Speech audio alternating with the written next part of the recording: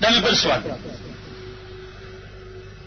د کتابونو فتواګانو تاسو ټولو ته معلومې دي چې د یوې ښځې په خاطر باندې جهاد فرضېږي د دین باندې په تجاوز باندې جهاد فرض عین کېږي په خاوره باندې په تجاوز باندې جهاد فرض عین کېږي وإن امرأة سبيت في المشرق أو في المغرب لفظ د کتابونو دی یوه ښځه نه زمونږ ټول خاورې ټول ناموس ټول عفت قرآن او پیغمبر ټول د اعتدا او تجاوز لاندې دي نو جهاد فرض عین دی چې جهاد فرض عین شي ترک د جهاد ګناه کبیره ده ټول هغه خلک به د عذاب نه بچي چې جهاد کوي حکم د شریعت چې کله نفي فرض شي یا به جهاد کوي یا به هجرت کوي چې د جهاد زور نه لري هجرت به کوي چې د هجرت زور نه لري مستضعف به وي معذور دی عند الله چې مجاهد هم نه وي مهاجر هم نه وي مستضعف هم نه وي جوړ سالم تیار صحتمند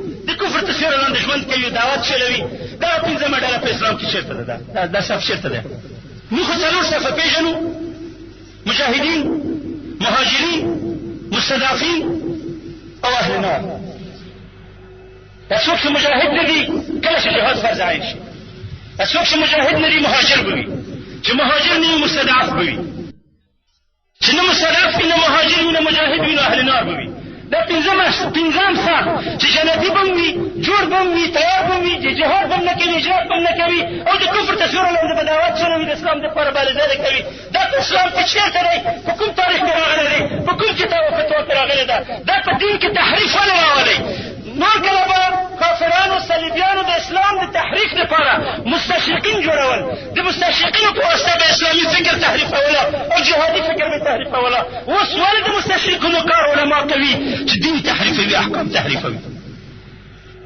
چې د کفر د اسلام جنګ وي درېیمګړی پکې څوک دی د کفر د اسلام جنګ دی یوې خطه کافران دي بلې خطه مسلمانان دي دا چې نه د کفر په صف کې دی نه په د اسلام په صف کې دی دې ته قرآن او سنت څه ویلي دي مذبذبین بین ذلک لا اله هؤلاء ولا اله هؤلاء د قرآن د لحاظه چې کله جهاد فرض شي یو د جهاد صف وي بل د کافرانو صف وي درېیمګړی مذبذبین دي معذرین دي معوقین دي قاعدین دي دا چې نه معذرینو کې وي نه په قاعدینو کې وي نه په مذبذبینو کې وي نه په منافقینو کې وي جنتیانو وي دعاتو وي صالحینو وي دا منطق هم د کومه ځای پیدا کوي کوم قرآن او حدیث کې دا شته راویښی ما خو 15 کاله په جهاد کې تېر کړي سپین ږیری هم یم ما ته فتوا راغلی که زه اوس په ترک د جهاد باندې دوزخ ته نه ځمه زه په کور کې کېنم هیڅ دوزخ ته نه ځمه إلا تنفروا يعذبكم عذابا أليما ويستبدل قوما غيركم ولا تدروه شيئا كزوس بتاعت الجهاد دي آيات مصداق نقرزم ما ترى وخي زي استراحتكم او كذب بتاعت الجهاد دوزاخ تزم ستنجد اشكال جهاد مكاية لفكي وروس كنت روسا فكي دا سوك شوس منكر دي جهاد دي جنات قوالي كنت افنا خسري دا سند براءات من النار دي كما زفايدا قريدا ورونو په قرآن حافظ ته په کتابونو کې حافظ د قرآن نه دی راغلی حامل د قرآن راغلی دی د حافظ د قرآن الفاظ ډېر کم راغلی دي په اکثر نصوصو په حدیثو کې حامل القرآن راغلی دی حافظ القرآن نه ورته راغلی ولې حامل القرآن راغلی دی ځکه چې حافظ د قرآن د دې قرآن د رسالت حامل وي د دې فکر په شا وړي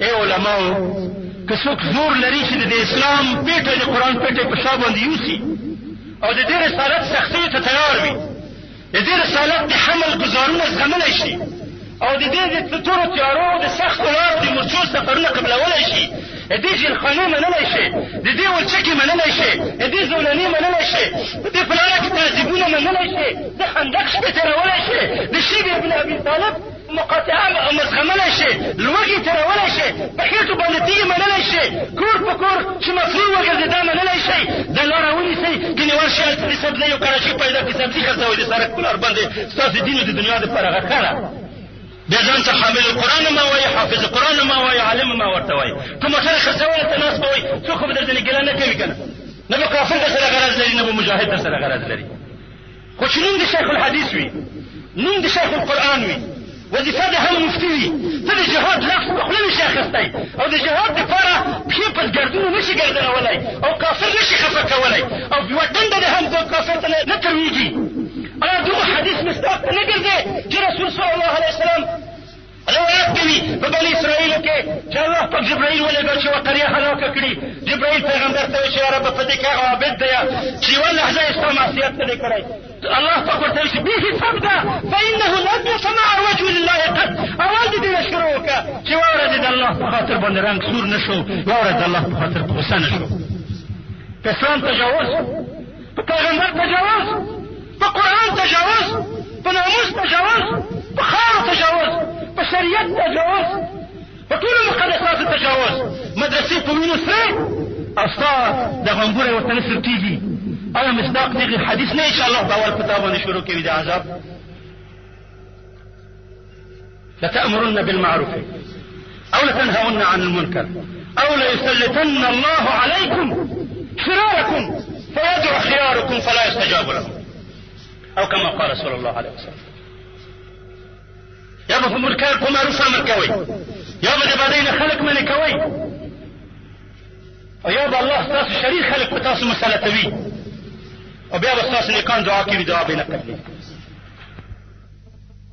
جنګ نه وایي، بوش ته فرعون نه وایي، هغې ته دښمن نه وایي، هغه منکر نه بولي، د هغې په خلاف باندې دښمنۍ اراده نه لري، نو بیا به د کوم منکر باندې نهي کوي؟ د نسوارو به نهي کوي که به د هغه نهي کوي؟ کوم مسلو چې د تاسو پرې غږېږي د کوم نه به نهي کوي؟ چپلکې به اجازې مه استعمالوئ، دا به لوی منکر کېږي. تلبیس ابلیس یو دا دی چې د اهمو احکامو په وخت کې سړی په مهمو باندې مصروفوي. په وطن جنګ راغلی، صلیبي لښکرې راغلي دي، حمله شروع ده، په کور د ناتار شروع دی، اور بل دی. دته ته هم کېنه دلته هغه کمره جارو کړه، کمره صفایي وکړه. دا خو د معتدي سره ملګرتیا ده که نه؟ زه خو تا مصروفوم په هغه خبرو باندې چې د اور ګلولو ته خوشی نه شي. دغه اسلوب دی چې نن زموږ علما دا کار کوي.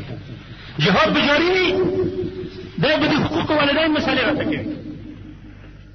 جهاد به جاري وي، دی به د شوفي مسلې راته کوي. دی به د اهل ذمه او د حقوقو مسلې ته کوي. دی به د معاهدې د مسلمین مسایل ته معلوموي. دا به نشي ویلی چې دغه کافر حربي دی، واجب القتل دی، سر باندې روا دی، او په دې باندې به ژبه لرزېږي.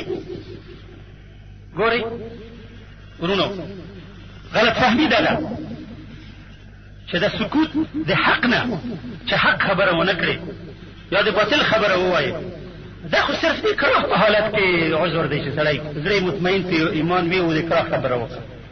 د مصلحت په وخت کې خو نه دی چې ته په خپل منبر ناست وې، په خپل کور کې جوړ وې او ته د حق خبره نه کوې، بیا وایي چې حالت اکراه دی. چا وایي چې دا حالت اکراه دی؟ دا خو خوف بغیر الله دی. حالت اکراه خو هغه دی چې یا د ساتور په سر وي یا د سوټۍ په سر وي یا ګولۍ درته نیول شوي چې ووایه دا خبر وکړه چې نیوژنم دی. ته خو په ملایۍ ډارېږې، ته خو په مدرسه ډارېږې. دا خو خوف بغیر الله دی، دا خو حب المال دی، دا حب الجاه دی که نه؟ دا چېرته حالت اکراه دی؟ که په حالت اکراه کې خبرې وکړې خو مکرح یې، خو چې په حالت اکراه کې هم نه یې، ته په منبر ولاړ یې، په خپل قوم کې، په خپل جومات کې. دومره نشي ویلی چې دغه پوه شو د دې لښکر د امریکایانو ملګری دی او دا طالبان د اسلام غازیان دي، د اسلام په لاره ملګري دي، هغه په حق دی، دا په حق دی او په باطل. دا نشي ویلی. دا هم شهیدان دي، هم شهیدان دي، دا هم ښه وایي، هم ښه وایي. په دې باندې د اسلام مسؤلیت ادا کېږي، د الله نه وویلی. ډېر ژر به د الله مخکې درېږي. ما ته په جیل کې ووایي چې که زموږ تایید نه شي کولی خو خوله پټه کړه. ما زه اوس پوه شم چې تاسو ملانو ته د پټې خولې تنخواه ورکوئ. ټول هغه علما چې پټه خولې دي د جهاد خبره نه کوي، د هغوی ته زما مطالبه ده چې د جهاد خبره وکړه، او که د جهاد خبر نشي کولی ورشي امریکایان د پټې خولې تنخواه ورکوي، تنخواه خو ته واخلي، د فقر نه به په خلاص شي که نه؟ مفت خدمت خو مه کوئ ورته، مفت خدمت خو مه کوئ، یا ډالر واخلئ یا د جهاد خبرې وکړئ. ځکه دا د هغوی مطالبه ده، دا د پټې خولې په مقابل کې هغه پیسې درکوي، ډالر درکوي. نو ما ورته وایي چې رسول صلی الله علیه وسلم وایي چې څو حق باندې پوهېږي او حق ویني او نه وایي د محشر په ورځ باندې یلجمو بلجام من النار د اور قیزه به ور اچول کېږي. ما ته دا د تاسو ولچکې او زولنې چې د اور نه دي د دې زغمل اسانه دي خو د اور قیزه په خوله کې نه شو منلی. زما یو بل ملګری دی ډېر تعذیب شو، امریکانو بندي کړی وه، 3 کاله د اوسپنې په صندوق کې وساتله، 6 میاشتې مسلسل یې ووهلمه. ما وایي څه درته نه غوښتل؟ راته وایي چې که مونږ د خلاص کړو بس د خلاصونه زمونږ مخالفې خبرې مه کوه. ما تاسو ورته وویل، ما ورته وایي چې والله چې په ژبه مې راوزان کوي که در سره ویې منم. زمونږ د بندیانو اوس چې په جیل کې پراته دي د خلاصون دپاره څه سندره کافي ده چې ورته وایي زه ستا خلاف نه کوم. دغه پروتوکول چې تاسو په عادي حالت کې ورسره امضا کړی دی، مجاهدین په جیلونو کې نه ورسره مني، په زولانو کې نه ورسره مني، په حالت اکراه کې نه ورسره مني، د دار په حلقه کې په رسۍ کې نه ورسره مني. تاسو په ارامو حالاتو کې دا خبره ورسره منلې ده. اردیتم بالحیات الدنیا من الاخره فما متاع الحیات الدنیا في الاخره الا قلیل. لا تنفروا يعذبكم عذابا أليما ويستبدل قوما غيركم ولا تضروه شيئا والله على كل شيء قدير. لا تنصروه فقد نصره الله إذا أخرجه الذين كفروا ثاني اثنين هما في الغار إذ يقول لصاحبه لا تحزن إن الله معنا. تاسو داس فکر مه کوئ که تاسو دین سره نصرت ونه کوئ الله به د دین داسې پرېږدي. الله نه تاسو ته محتاج دی، نه ستاسو پیسو ته محتاج دی، نه ستاسو لښکرو ته محتاج دی، نه ستاسو ټوپکو ته. الله خپل حبیب په غڼو باندې د غڼو په اثار عنکبوت باندې نصرت ورکړه او وساتله د ابوجهل نه. 2 کسانو په غار کې الله وساتل. الله قادر دی چې خپل لښکر همیشه داسې وساتي. څومره چې ظالم ظلم کوي ویې دې کړه. د مشرف ظلم په پاکستان کې موږ ته تحریک طالبان پیدا کړ او د بوش ظلم په عراق کې موږ ته تحریک د مجاهدینو د القاعدې پیدا کړ. عراق د بعثیانو د سوسیالیستانو کور وه. د صدام د ډاره چاګیره نه شوی پرېښودلی په عراق. مجاهد نوم خو چې اخیستی نه شوی. د بوش د تجاوز په نتیجه کې نن عراق په لکهاو مجاهد مسلمان اهل سنت مجاهد لري چې د ټول عربو ظالمان ورته راټول شي زور یې نه پرې رسي انشاءالله. او د پاکستان د حکومت د غلطو سیاستو په نتیجه کې په پاکستان کې خدای داسې ظلمیان پیدا کړل چې موږ ورته نصیحت کړو چې لږ خیر شه، لږ تم شه، لږ صبر وکړه، لږ حوصله وکړه. داسې خلک خدای درته پیدا کړه چې په موږ شکر وباسئ او موږ ته به محتاج شئ چې ورته وایي چې ګاره دې خلکو ته وایي چې لږ ګزاره راسره وکړه. دا ستاسو د ظلم ردالفعل دی. دا ستاسو د هغو ظلم ردالفعل دی چې په جیلونو کې هم دا خلک وځورول. دا ستاسو د هغو ظلم ردالفعل دی چې د خلکو کورونه په تیارو باندې ور ونړول. هر څومره چې تشدد وکړئ دا به د حق دیوه شعلهواره کېږي، دا به رڼا کېږي، د حق نور نه پټېږي. الله پاک په سختیو کې د دعوت کاروان قوي کوي. سختیو تکلیفونه زمونږ د کاروان عزم اراده قوي کوي. آرام ژوندونه مغریات دنیا مونږ د لارې نه منحرفوي. هغه موږ ته خطرات دي، هغه مرتبات طریق دي، هغه عقبات طریق دي، هغه کې خطرې دي. جیلونه سختۍ والله ما په جیل کې دومره ګټه اخیستې ده که جیل مصیبت نه وای ما به دا کړې وای چې د سپین ږیرو علما ټول یې ور په جیل کې جیل ته ننباسي چې د جیل درس واخلي. پس د جیل نه زه ډار پېژنم نه چې دا څه شی دی. یوه مدرسه وه چې د دې درسونه مو واخیستل.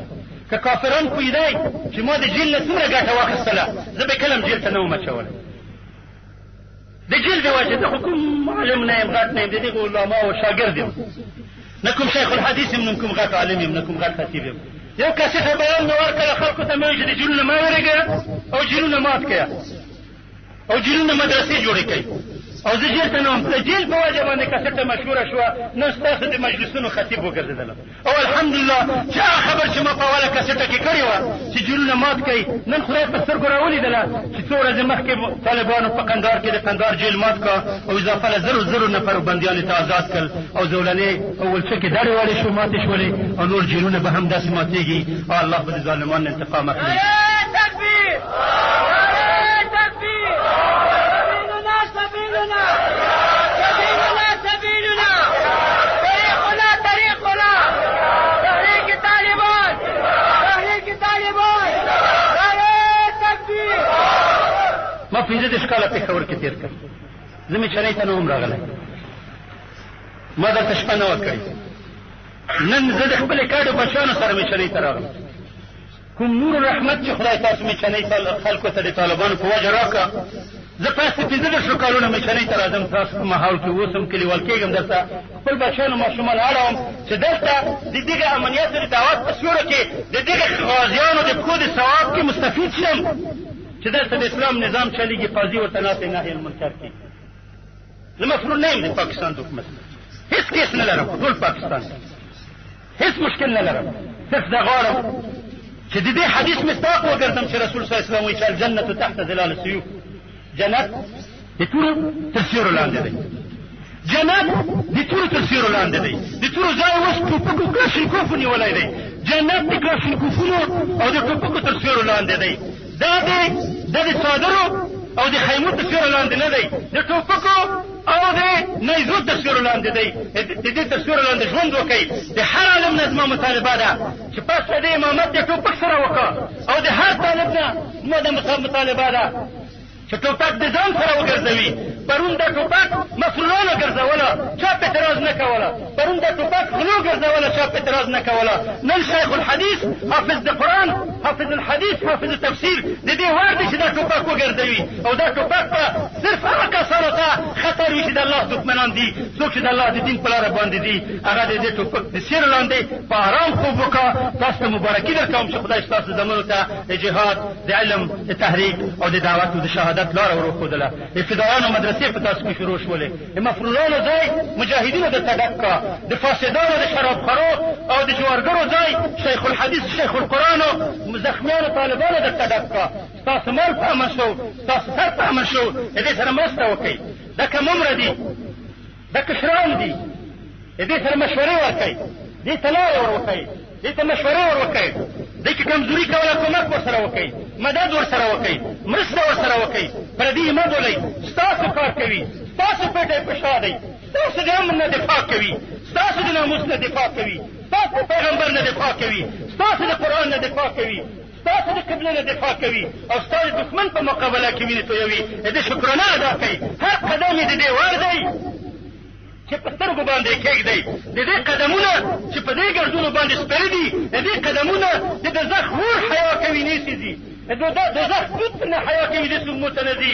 دا قدمونه چې د دوزخ اور نسي دي، دا د دې وار دی چې هر څوک د دې قدمونه ښکل کړي او دې ته د عزت په سترګه وګوري. اقول قولي هذا واستغفر الله لي ولكم ولسائر المسلمين. صلى الله على محمد وآله وأصحابه أجمعين.